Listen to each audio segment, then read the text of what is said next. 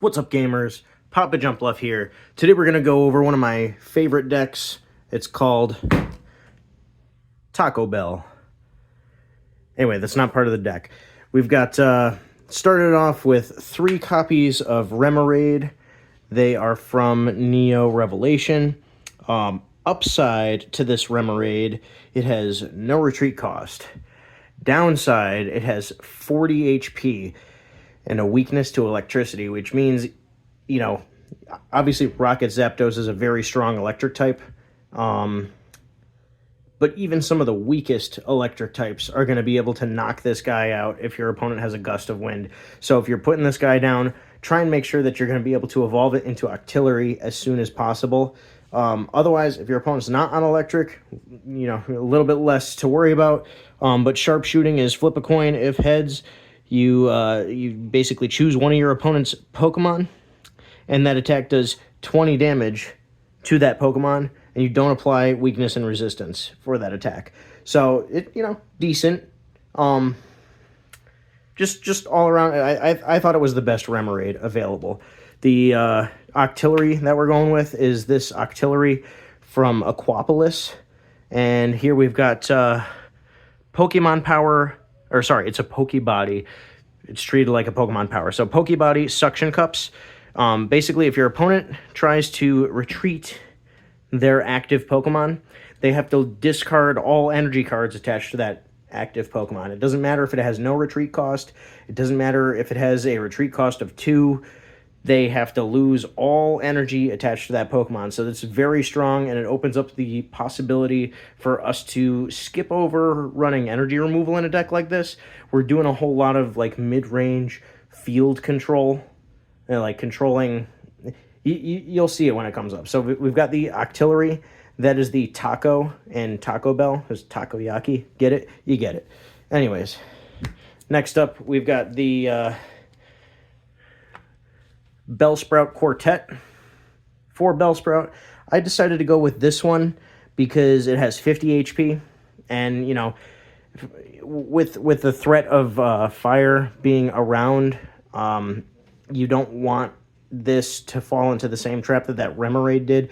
Yes, it does have a retreat cost of 1, but in any case where you can go with a 50 HP basic with 1 retreat cost, I think it's probably better to do that than it is to go with anything less in terms of HP, because you greatly narrow the amount of Pokemon that are able to take advantage of the low HP and weakness in tandem. So anyway, it also respects Mr. Mime by doing 20 damage as well with its blot attack, and you remove 1 damage counter from Bellsprout when you use it. So, further countering cards like Mr. Mime, where it needs the same number of energy attaches in order to be able to attack as Mr. Mime, but you're able to deal 20 damage to the Mr. Mime and then heal the 10 that Mr. Mime would put onto Bellsprout with the initial Meditate used by Mr. Mime.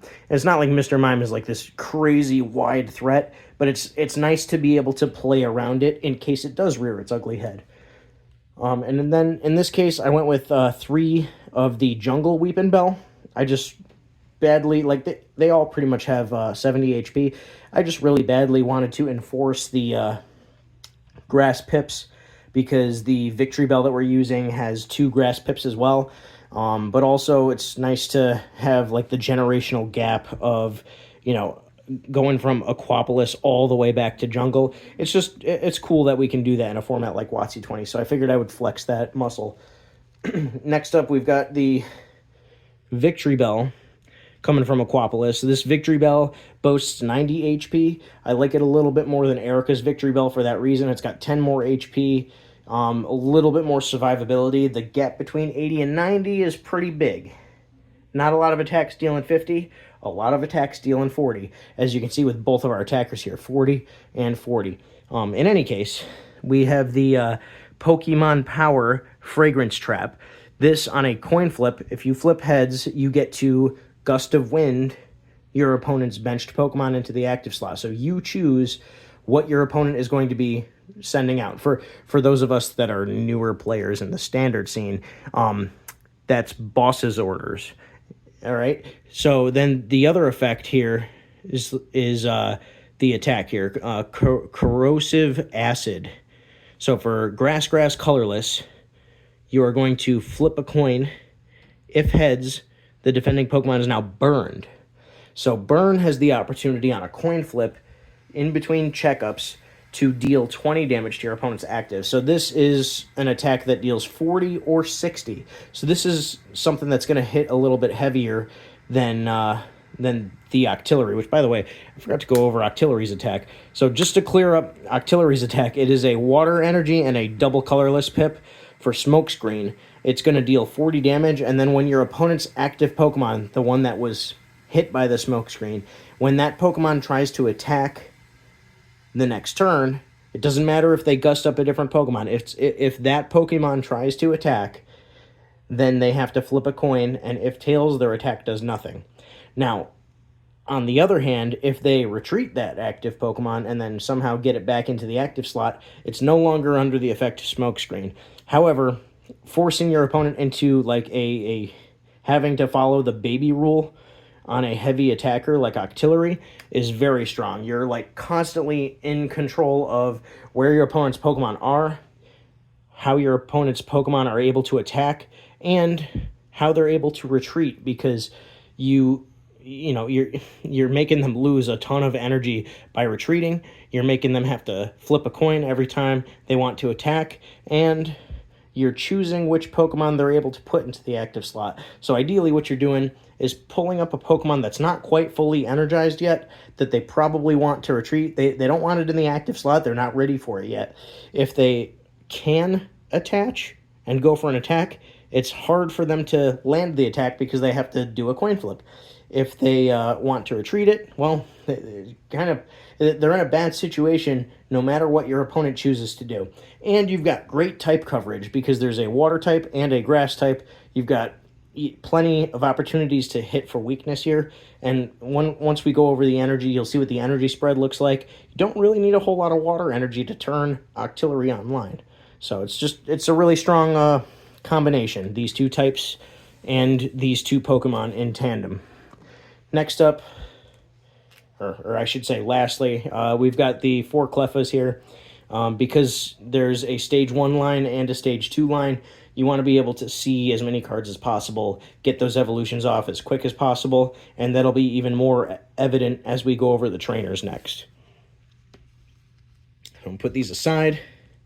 Next, we're going to do the supporters first, and then we'll do the regular trainers after. So to start us off, we've got 2 copies of Pokemon Fan Club. Obviously, we want to be able to get a Bellsprout and a Remoraid as soon as possible.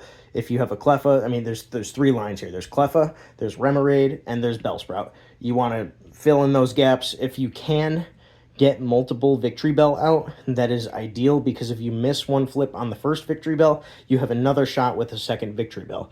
So that's my recommendation there. Setting those aside, we're next looking at 4 copies of Copycat. Extremely strong here because your opponent is often going to be on the back foot trying to eke with their Cleffas against your, Octillery. Like, to them, it's no worse than eking against another Cleffa, and then they're, putting the pressure on you or putting the stall on you, like trying to pump the brakes by making it harder for you to Smokescreen. So hopefully they can send out their attacker because you were unable to Smokescreen their Cleffa. So, I mean, just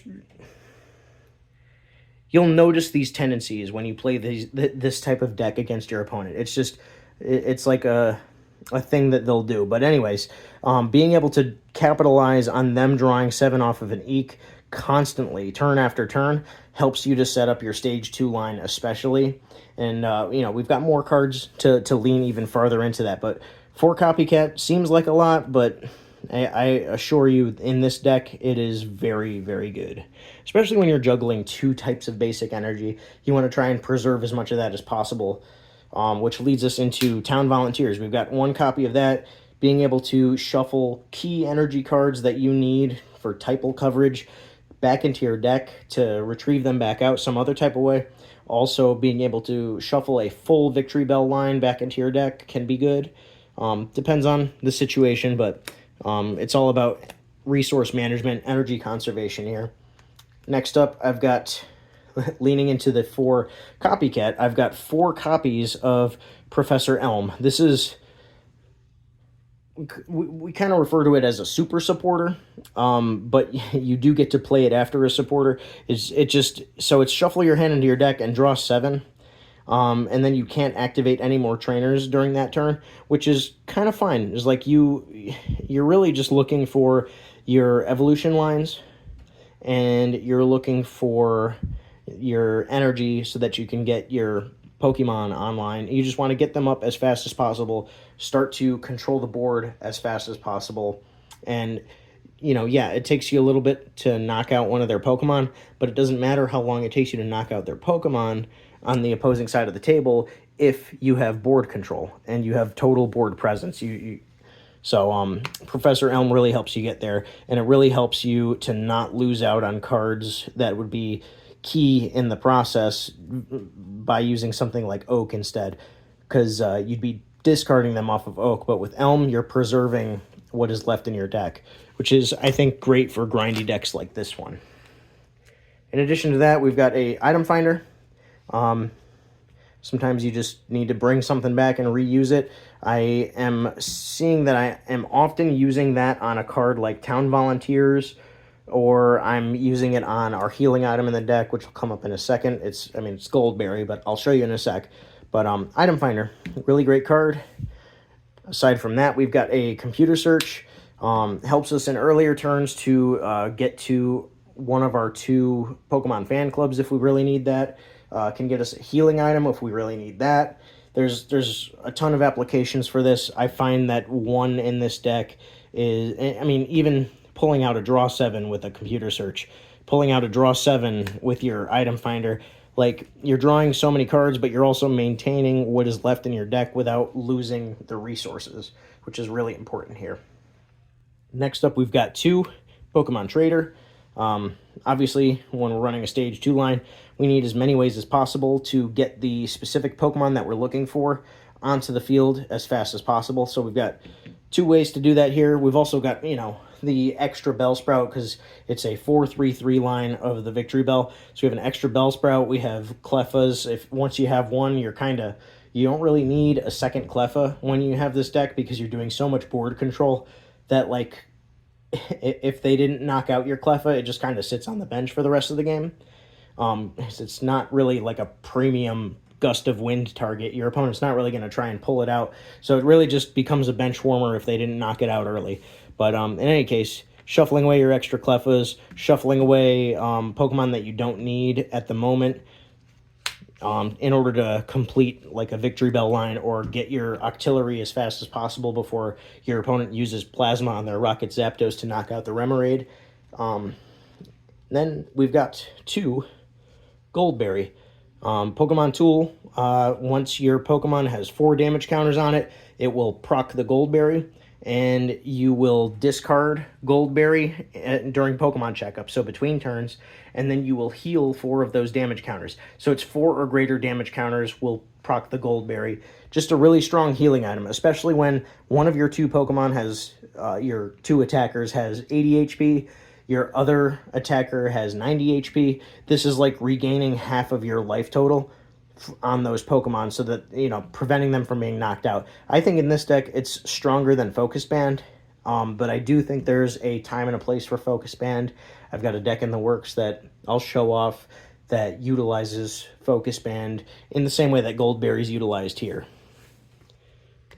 Next up, we've got probably the most controversial card in my deck, but I'm a fan of it in this deck because of how spread thin the energy line is.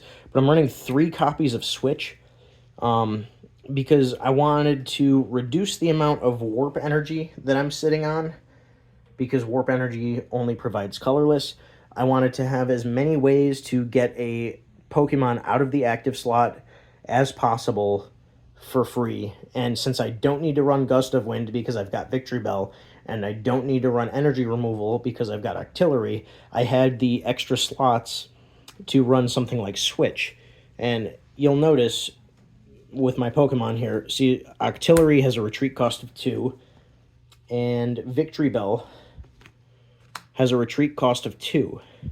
So it's not really something that you want to be doing, is like discarding 2 energy off of these guys. It's a big waste of energy to do something like that. So, that's not to say that we run 0 warp energy. We do have a warp energy in here, but Switch is like the premium way to do it. It's free, it doesn't waste your energy attach, and it gets the desired Pokemon into the active slot, or you can throw the Cleffa up and figure it out later, because Cleffa has no retreat cost. Moving on, let me get these out of here. We're going into the energy now. So we've got the 1 warp energy that I mentioned earlier, just on an attach to the active Pokemon. You get to retreat it for free, but it's not retreating it, it's switching the Pokemon. So, that's the 1 of warp energy. I allowed myself to put 1 warp energy in here just because you can use it to fulfill Victory Bell's 3rd pip if you need to. You can, get... It's just like a get-out-of-jail-free card. Just like Switch, it gets around special conditions. So, that's why I put so much value on Switch in this deck. But, try it out. Play with the numbers if you like. I like it at 1 right now. I haven't tried increasing it. Maybe I will somewhere down the line, but I kind of like where this deck is right now. Anyway, next up, we've got 4 copies of DCE. These are really designated for the Octillery because it has the double colorless pip and the single grass pip. I'm sorry, the single water pip. Hello, it's a water type. So you only need 2 attaches in order to start going to town with Octillery. And while you're going to town with Octillery, stalling with the smokescreen, you're able to use that time to build up your bench and get some Victory Bells in play. Grow out a little bit, get the garden going, and then you can really start picking off the Pokemon that are really going to count. And